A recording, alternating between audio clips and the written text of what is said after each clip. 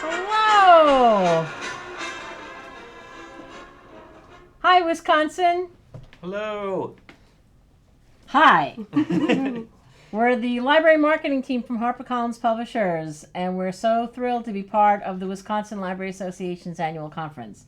Thank you so much for inviting us to be part of this, and we are going to be bringing books to you from the forthcoming season, so we'll get right to it. I'm Virginia Stanley, Director of Library Marketing at HarperCollins. Hello, I'm Chris Connolly. I'm the Library Marketing Associate at HarperCollins. And I'm Lainey Mays, and I'm the Library Marketing Assistant at HarperCollins. And we hope you enjoy our cheese hats. Okay. Go Packers. What's that? Go Packers. Go Packers. Woo. And Badgers. Yeah. Oh. We're all into it. So we would eat cheese right now, but, you know, we want to be able to make sense when we're talking about our books. Is it too cheesy to say we're really happy to be here? Hello! Okay. Anyway, we have a limited amount of time and a lot of books. We're going to try to get to as many as we can. You have them on your handout, and the first book up is Sigmund the Fiddler by Paulette Giles. This is a fantastic new book that we have coming from Paulette. It's coming out in April of 2020, and this is set in March of 1865. And the Civil War has just ended. The battle between the states is winding down. It's just about to end the war. And we meet this man, Simon Bodlin, who is, he has managed to evade service because he's sort of this, sort of under the radar kind of a guy. He's small in stature. People don't think he's even eligible to serve. But circumstances, he ends up in the very end of the war, serving. And while he doesn't see too much action, enough of a taste of it to know that it's horrible, and he's so, he's thrilled when the war has ended. He is a fiddler, and a terrific one at that, and has this great, almost a love affair, I would say, with his fiddle, because he's just a wonderful musician.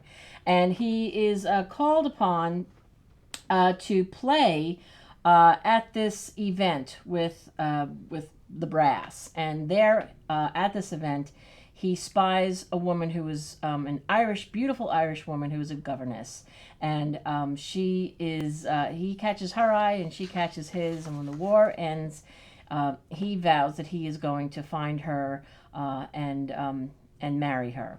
So that's Simon the Fiddler by Paulette Giles, and that is coming in April of 2020. Okay, I think I'm up, and we have High Fire by Owen Colfer. So many of you, I'm sure, know Owen Colfer. He is the best-selling author of the Artemis Fowl series. High Fire is a hilarious and fast-paced adult standalone by Owen. So a lot of those Artemis Fowl fans that read him growing up are now older. This is exactly what they're looking for. This is coming January 28th. And this follows a lonely dragon who used to be feared far and wide. He used to be known as Wyvern, Lord Highfire of the Highfire Eyrie.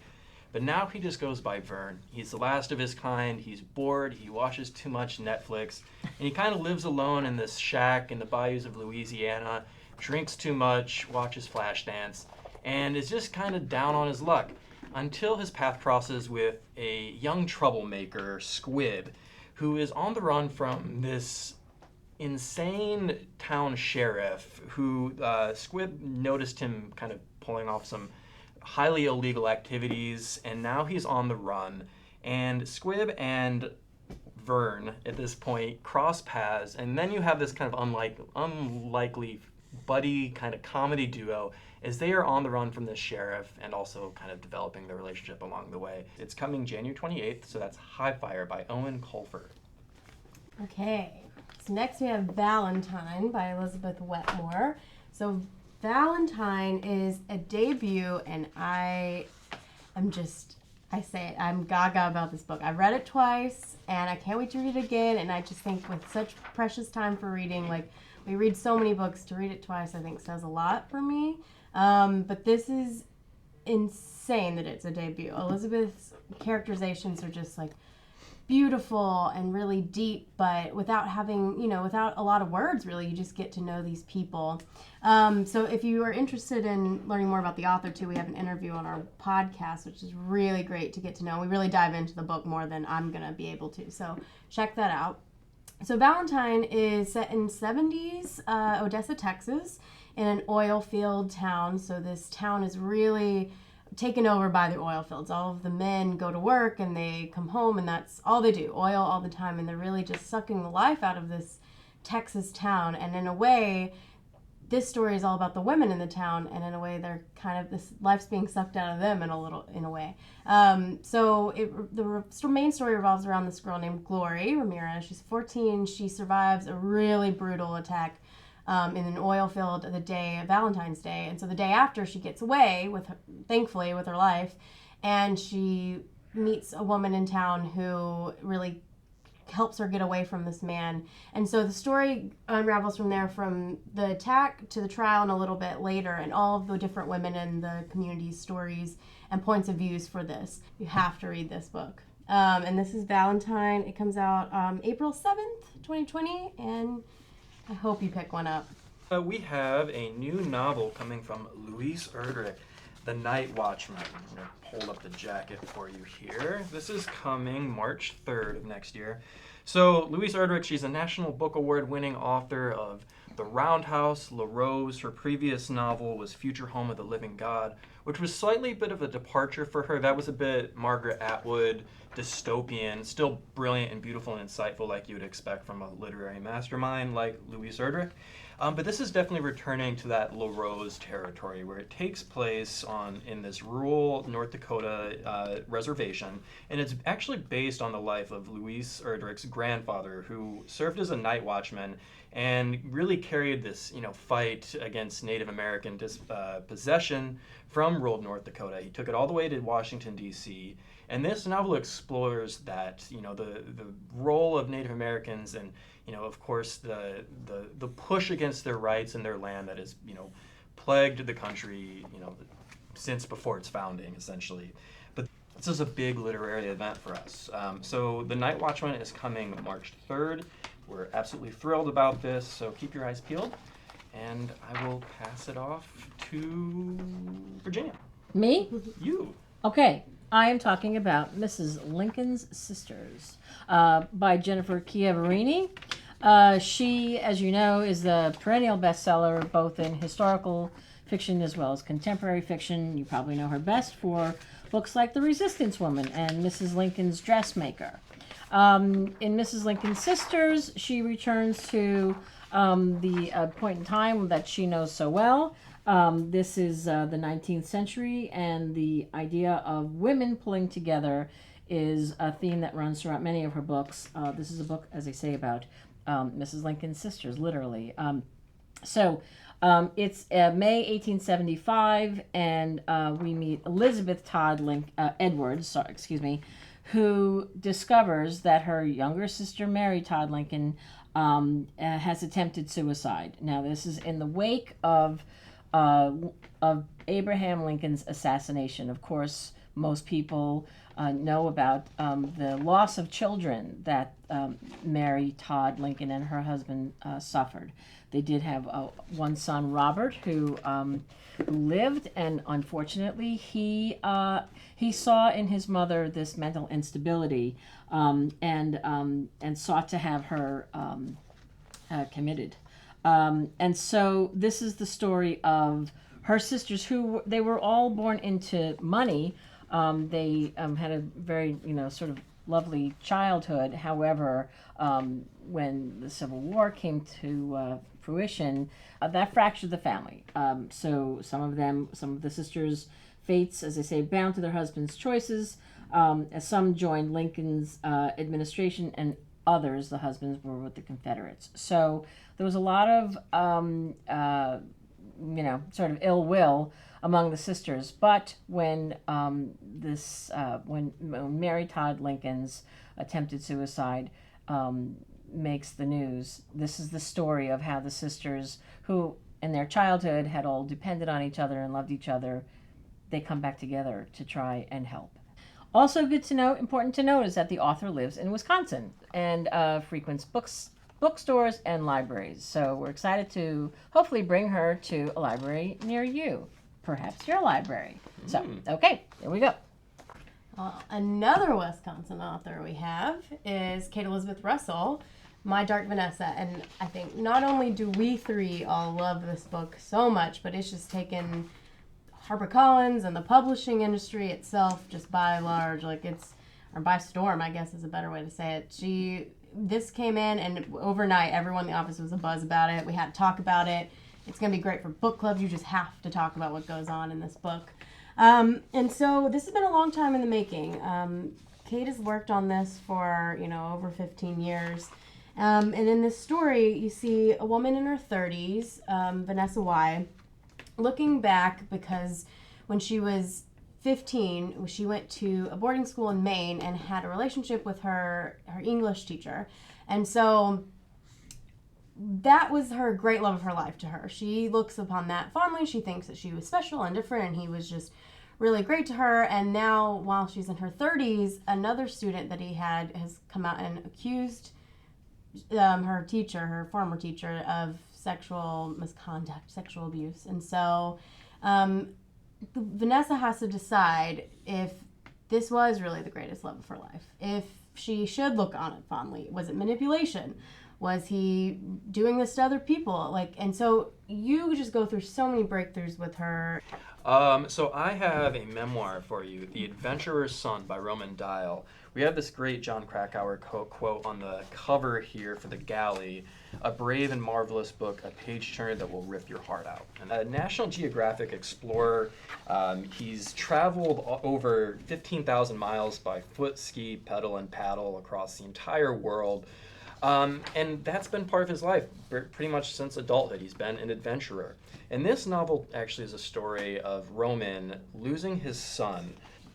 Nothing has been more challenging, I think, for Roman Dial than in 2014, his 27-year-old son, Cody Roman Dial, decided to go into the Corcovado National Park, which is this untracked rainforest in Costa Rica. And this is a place that's sparsely populated, but there's miners, there's poachers, there's drug smugglers. It's a very dangerous place. But Cody had, of course, growing up around Roman, he has that experience of, navigating, trekking around. And he thought it would be a relatively quick trip, 4 days, he told his father. But Cody ultimately disappeared. And this is the story of Roman receiving that news and then setting off to Costa Rica to get to the bottom of what happened to his son. So this is a page turner. It has hints of true crime, so Serial, I'll Be Gone in the Dark, kind of that dramatic narrative arc. But it's also just incredibly heartfelt as Roman grapples with, what's his part in this. That's The Adventurer's Son by Roman Dial. Okay, next book is Mercy House by Elena Dillon. This is a debut novel coming out February 2020. I love this book so much. This is a paperback original, a debut novel. It's set not in Wisconsin, Brooklyn, and it's about a house of refuge for women who need help or who are in an abusive relationship. They just but not limited to that. And it is run by the Catholic Church, specifically by a nun, Sister Evelyn, who is sort of crusty and tough on the outside, but tender on the inside. And I loved her, and I love the way this woman is portrayed, and I love the diversity of the women who come to this house, who reside in this house, who get stronger and derive strength from each other. It's set in Bed-Stuy, as they say in Brooklyn, and it's an old row house, and you meet women who are Haitian, Puerto Rican, Chinese, Russian. I love that. There's just, you're getting all of their points of view, and you find out what brought them to this place. How did they get there? What happened to bring them to this place? And how they help each other. There's a lot of insights. There's a PS section in this paperback, which is includes interviews and sort of like a behind the book essay and things like that, sort of inside pieces about the book that informed the author and the reader just another sort of level of understanding about the book and how the book came to be. The other thing that's going on, though, in this book is that Sister Evelyn definitely has a story. There's something going on there. You sort of learn about her with these visits that she makes to see her brother. Something's gone on, and the Catholic, and she's helping these women do things that kind of go against. They don't, not kind of. They do go against Catholic doctrine. So she's trying to help women. Or she's arranging for an abortion or a divorce or something, and the apple cart becomes upset when this bishop gets wind of things, and he comes to Mercy House to see what's going on and exactly what is she doing there with these women. But as I say, there's a whole nother level, and I don't want to ruin it for you, but I love this book so much, and I love the fierceness with which she protects not only the women and the house, but herself. And she's badass. She's a badass nun. I'm sorry if I'm offending anybody. I went to Catholic school. I knew a few badass nuns myself, and Sister Evelyn is one. And she doesn't shirk away from anybody. She's just terrific. She's strong and she's feisty and she's fierce, and it's very women-centric and very strong. And I loved it. So this is Mercy House by Elena Dillon, and it's coming out February 2020. Okay, more me. Hello. So I am going to tell you about, if I can find the jacket here, Dead to Her by Sarah Pinborough. So Sarah Pinborough is, I think, a brilliant psychological suspense author. This is the jacket. This is coming February. So her Behind Her Eyes, which is a New York Times bestseller, that won her tons of critical acclaim, inspired the hashtag WTF that ending, which went viral. Stephen King says that it's bloody brilliant. And then her follow-up, Cross Her Heart, which we published, I thought, again, a brilliant psychological thriller, but also a very poignant and observant look kind of at childhood trauma. If you read that book, you'll understand what I'm saying. Just done so well. And so with this new one, it's actually now taking place in Savannah, Georgia. So lots of Sarah's previous novels have taken place in London, where she's based, but this is taking place in Savannah, Georgia, kind of that old money, aristocratic, society in Georgia. And it follows Marcy Maddox, who is the second wife to a rich and successful businessman in Savannah. And Marcy did a lot to get to her station in life. Some pretty cutthroat stuff that she finds, maintaining this life is difficult, but she's not going to let it go easily.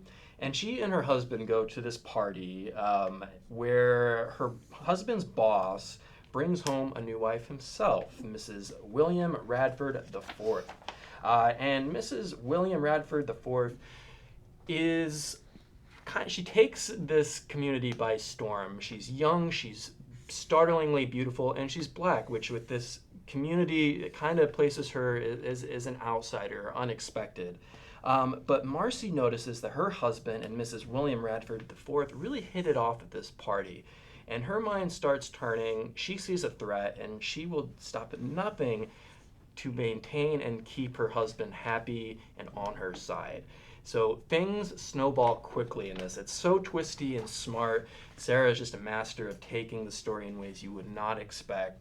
Something She's Not Telling Us by Darcy Bell. So you might know Darcy Bell from A Simple Favor. That was her first novel, and it was adapted into a movie with Blake Lively and Anna Kendrick just recently. So this is her second novel, and it's all the goodness of the first one put back into it.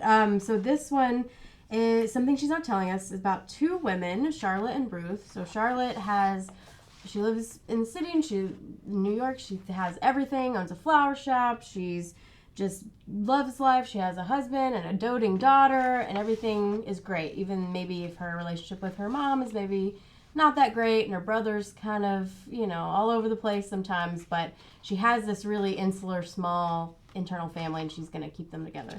And then her brother, Rocco, brings a new girlfriend, Ruth, in, and she thinks, well, she's got to be better than the klepto last time. So she's totally fine with this one, even though she seems a little off, but she's better than the last time.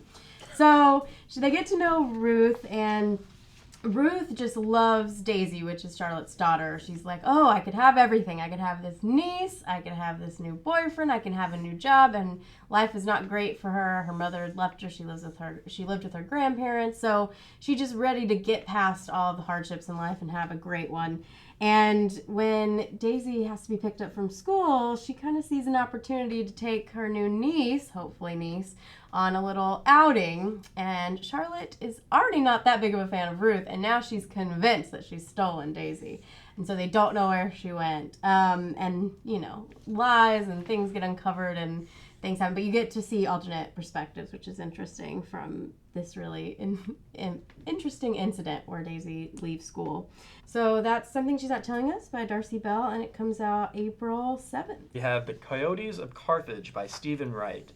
Every time I talk about Stephen, I start with his bio, which is immensely impressive. So Stephen's a veteran of Obama's Justice Department, and he now runs the Innocence Project at the University of Wisconsin-Madison Law School. He also has an MFA, and this is his debut novel that really taps into his experience. It's a political thriller that follows Dre Ross, and Dre is a political consultant, which is a pretty cutthroat industry, as you might imagine. And Dre is one of the more aggressive political consultants in the business. He, has done things that you can't really talk about that are shady, probably not legal, but it's helped him succeed. But his tactics he takes his tactics a little too far on a job and finds himself kind of exiled on this less than desirable job from his boss, where he needs to go to South Carolina, this small South Carolina town, and he has about $250,000 in dark money to basically twist this political initiative within this town so that they can sell this pristine public land to a mining company. That's his ultimate goal. And Dre, he's a black man. He doesn't really fit into this town. So he enlists the help of this local couple, to start this initiative which taps into people's political and religious beliefs, where they think this is like their kind of God-given right to sell this land, even if it really ultimately is against their best interests. And he, again, Wisconsin. He is in he works at the University of Wisconsin-Madison Law School, so he's there in your wonderful state. So let me know, and maybe we can organize something fun with Stephen Wright. And this is coming April 14th. So this is the Compton Cowboys by Walter Thompson Hernandez. So Walter is a LA-based New York Times reporter, and he reports a lot on cultures or subcultures that are marginalized or maybe not as much in the media. He just wrote a nice piece about Black classical musicians in Rio de Janeiro, and this book is based on an article he wrote called For the Compton Cowboys, Horseback Riding is a Legacy and Protection. So this is all about the Compton Cowboys, and it's pretty much everything it sounds like. It's a group of men who live this ranching cowboy lifestyle in Compton and LA. And these horses mean so much to them, and they really have a protection in a way, because they say riding down the street, no police officer's going to stop you on a horse and ask you maybe some of the questions they would ask people who are walking or in cars. And so they kind of get a dignity from it, which is really, really cool. And yeah, so Compton Cowboys out April 28th. Okay, the next book up is Creative Care. We don't have a jacket, though. We don't. We Okay. do have the author photo. We have the author there. photo. Yes. Of the Anne is with us. lovely, in photo form. brilliant, thoughtful, amazing Dr. Anne Basting. So Anne Basting wrote this book, Creative Care, A Revolutionary Approach to Dementia and Elder Care. Anne Basting is the recipient of the MacArthur Genius Award, and this book is rooted in 25 years of research that she has done a million years ago. Well, not a million, because she's not that old. She started off volunteering at a nursing home and saw how, there are ways to try and connect with people with dementia, and there are other ways that just don't work. I'm sure we all know somebody that you can sort of apply the usual types of ways that you might try and conjure up memories, like, do you remember this, or remember that, or what about this? And it sometimes doesn't really get you anywhere, because if that person is compromised with their thought process, their ability to recall, then their answer is no, or they feel wrong, or they feel judged, or they're incorrect, or they're less than because they can't remember. So this is what she is trying to. Dr. Basting is trying to sort of turn the tide and turn the approach to a more creative way to engage in people who have dementia, Alzheimer's, memory loss, a result of aging. And that is to present them with questions and prompts and images that require no wrong, that where there is no wrong answer, so that you sort of free them up to release their own creative thoughts and their creative power. So this is Creative Care, a revolutionary approach to dementia and elder care. It goes on sale in May of 2020. I highly recommend you please do check this out, and check her out online. And she's quite unforgettable. She's really quite amazing. That's Dr. Anne Basting. So, The Lucky One by Lori Rader Day. Her debut mystery, The Black Hour, won the 2014 Anthony Award for Best First Novel. It won a lot of awards, but I mean, these are not little tiny awards. These are big awards. Her second book was nominated for the Mary Higgins Clark Award, as was The Black Hour, and her next book, Under the Dark Sky, was nominated for an Edgar Award for Best Paperback Original. That was in 2018. This book is about a small girl who was taken from her backyard. It was set in Indiana, and she was little, and she was taken from her backyard. Fortunately, her father, who was a cop, within 24 hours found her and took her from harm's way, and they moved to Chicago, where actually the author lives. They sort of, that's it. Don't want to talk about it, leave it alone, close the door.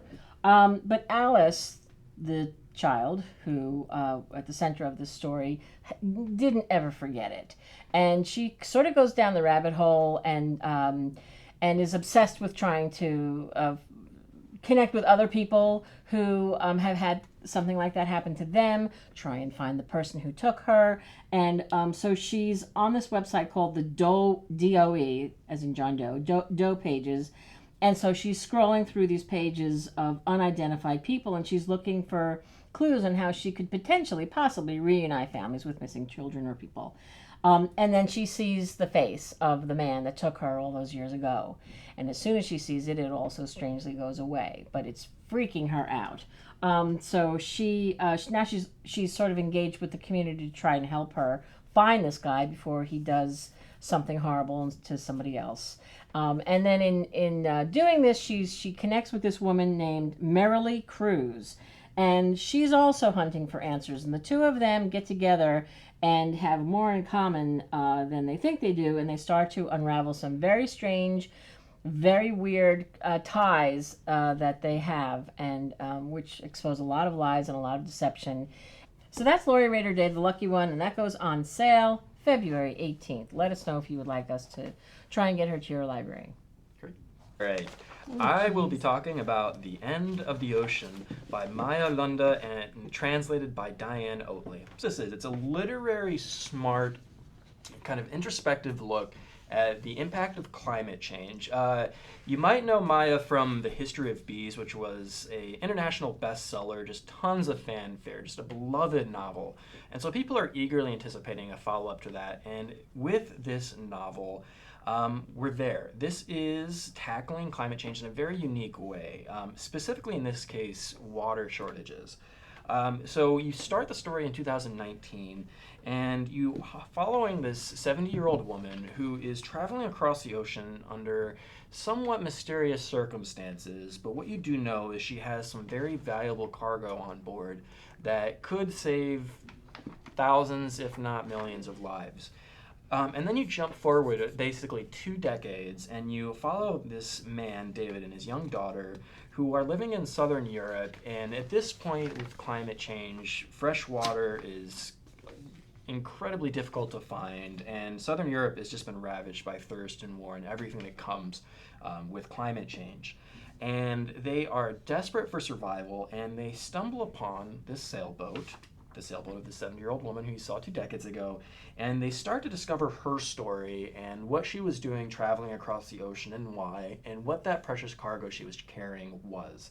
So that's The End of the Ocean by Maya Lunde and translated by Diane Oatley. And that's coming January 14th.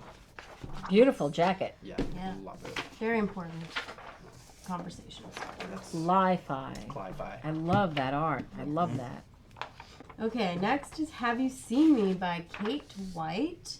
We love Kate White. Yeah, Kate no, White. everybody loves Kate White, and if you don't know her, which she loves libraries, so I'm sure you do, but if you don't, she wrote the 8 Bailey Wagon series. She also it was the former editor-in-chief of Cosmopolitan magazine, and this is one of her standalones, so it's not in the series. This one, twisty, fun, thriller, like she always does so well. There's going to be a library hardcover edition. Like I said, she loves libraries.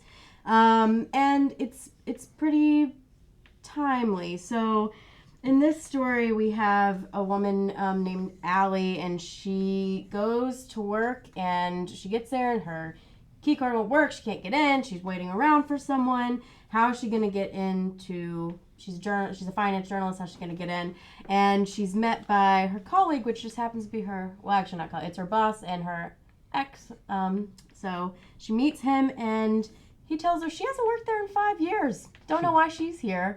And so she goes on this journey to figure out what happened. She is diagnosed with a dissociative fugue state. She can only remember certain things. She had a disagreement with her husband right before she went missing for 48 hours. So now, what happened in those 48 hours, and why can't she remember anything? And she also remembers this moment in her childhood when she stumbled across an unsolved murder. So now she has to decide, not only does she remember remembering it, but how is she going to help figure out what actually happened and what is true and what's false. Anyway, like I said, standalone, very thrilling, very twisty. You're going to not be able to put it down, and it's just a great one from Kate White, as always. Standalone, so if you love this one, you can go back, and you have lots to go back for. So that one comes out April 28th, 2020. 2020. Okay. Separation Anxiety by Laura Sigmund. Love. This is the author of Animal Husbandry, which was published a bunch of years ago. This is Laura Sigmund has written a book that I absolutely love. So many people at Harper, we've just, as soon as we got the manuscript and started talking about it, just kind of fell in love with the voice. From page 1, the voice on this book just got me, sucked me in, didn't let me go.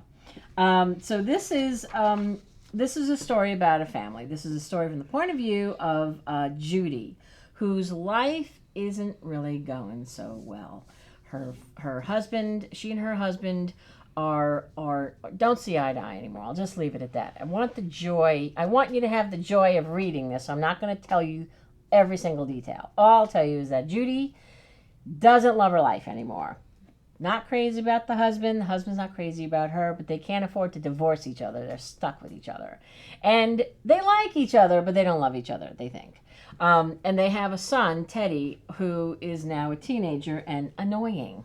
And sort of grunts he's dismissive of his mother, somewhat disrespectful. Where's that boy with the bugle, as they say? He's, it's like she just misses when he was a baby, misses that fire that she had with her husband. And also one of her very dearest friends is quite ill. Okay, so you're thinking, why do I want to read this? This sounds like a complete downer. Well, what she does to fill this void that she feels so intently is that she stumbles upon this old sling that somebody had given her back when she had given birth to her son. She never used it, but now she's looking at the sling, and she's looking at her dog, and she's looking at her sling, and she's looking at her dog, and then she picks up the dog, and she puts the dog in the sling. Nah!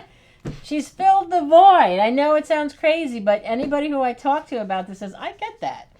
And this is her story. This is her story of feeling connected again, of filling that void, of feeling that love and that heartbeat and that warmth and that purpose. And so but it's not just that. It's this wonderful writing and a wonderful, authentic voice. It's all sort of, she's vulnerable. She's funny. She makes fun of herself. She acknowledges her issues. It's sort of warts and all, but it's also sort of, it's funny. It's funny and it's tender. And she has struck just the right balance of this woman's sort of, her perspective on herself and her life and what she's doing and how people now perceive her. And it's great. So I don't want to tell you more than that because, as I said, I don't want to take away the fun of reading this book. It's great. I mean, anybody who reads this just loves it because of the voice, because of that first page. So I would love to hear what you think about Separation Anxiety by Laura Sigmund. It goes on sale March 2020. Okay, the last book I'm going to tell you about is a big, important biography, Warhol by Blake Gopnik. So this is from our Echo imprint. Echo, they just always do amazing biographies of artists and musicians and critical thinkers. They just released Sontag relatively recently. Diane Arbus biography. They just do it so well. And this is a big, I think, definitive biography of Andy Warhol. So Blake, to give you some background, he is an art and design critic at Newsweek, and he's also the chief art critic at the Washington Post. He contributes to the New York Times. He's just a very respected figure in the art world.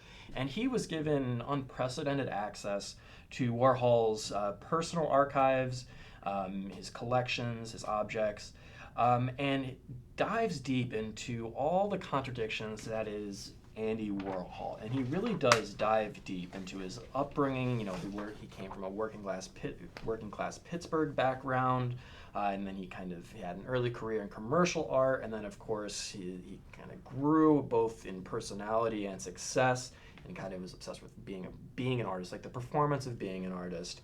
There's just so many interesting things about Warhol that haven't been fully explored, and I know people are so eager for this book. It's coming April 21st. Just a big, beautiful book. We can't wait for people to read. It's Warhol by Blake Gopnik. All right, my last one is These Women by Ivy Pakoda.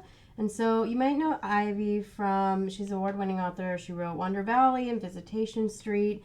And this book is just so beautiful, so gritty and LA as much as you can think of like crime novel. And it's just the crime novel for 2020 because it's based all around these women, title, These Women, about these women in LA who maybe are on the outskirts of society or they're going through a lot, so maybe they're misunderstood. You have a young dancer, you have a street artist, you have a woman whose her murder was unsolved. And so all of these women are going throughout their life and dealing with these really dark things. But what's interesting about this book is it was described to me, I think it's the best way to say it. It's about a serial killer and all the people that they affect and take the serial killer out, minus the serial killer. And so that's really what it is. And there's especially in true crime, but I think even in, women-centric thrillers that I've been talking about, there's this need of agency and women's stories and learning about them and not putting, a job title on them or a lifestyle on them and giving them a name and saying what they did besides that. Maybe don't highlight their downfalls when you talk about them being hurt or murdered. And so this is in that vein. It's perfect for now. There's a lot of conversation on it, and it's just all about the women and much, very different than Valentine, but in a way it is because you do get these women's stories and their perspectives and how they live their life. But if you love true crime or just like crime novels in general, this one's really gritty, but and this is an Echo title as well. We talked about Warhol and how they do those so well, but they do this really well too. This literary and it's so dark, and they're really getting behind it. We're excited about this one. So, These Women, Ivy Pakoda, and it comes out May 19th. Okay. The Shape of Family. Just temporary, Jackie. We don't have okay. anything to show yet. Okay. The Shape of Family by Shilpi Samaya Gowda. She is the internationally best-selling author of The Secret Daughter, which sold more than 350,000 copies in the United States, and The Golden Son, which sold thousands and thousands of copies as well. This story, The Shape of Family, focuses on one family and raises the questions that everybody book clubs love, which is like, what makes a family?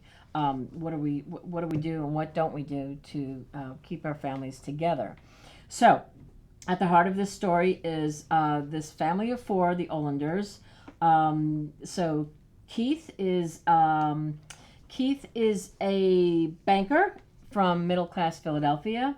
His wife, Jaya, is the daughter of an Indian diplomat, and they have two children, a boy and a girl. Their teenage daughter, Karina, and their young son, Prem, who's 8 years old.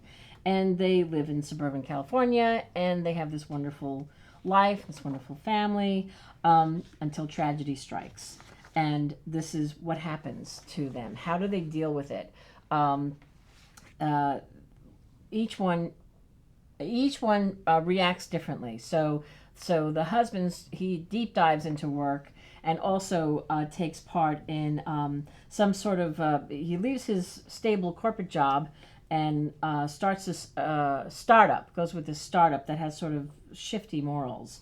And Jaya, the wife, becomes, she just deep dives into meditating and praying, and they're all becoming very distant with each other. Their teenage daughter is throwing herself into college and trying to get into college and sort of breaking away a bit and wanting to be more independent. And Prem, the 8-year-old boy, watches the dissolution of the family. The book comes out in March 2020. It's called The Shape of Family by Shilpi Somaya Gowda. I promise you, it's a perfect book for book clubs too, because there's so much to talk about. And then the last book is Copper, Iron, and Clay by Sarah Dahmen. This is a love affair with cookware. They brought this book to us and showed us a video of this author, and I think we were all sort of blown away. This author does live in Wisconsin, and it's a beautiful love letter. It's a gorgeously photographed love letter to copper pots, cast iron skillets, classic stoneware. She is the only woman in America who fabricates and manufactures copper cookware in her garage, no less, and builds it the way the Smiths did. Back in the day, hundreds of years ago, in the United States, all the metalsmiths, but this is copper and tin.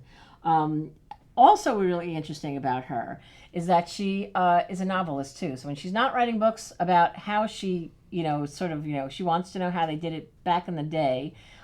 She actually wrote a book called, which we did not publish, but I think it's worth mentioning, that she published a debut novel called Widow 1881.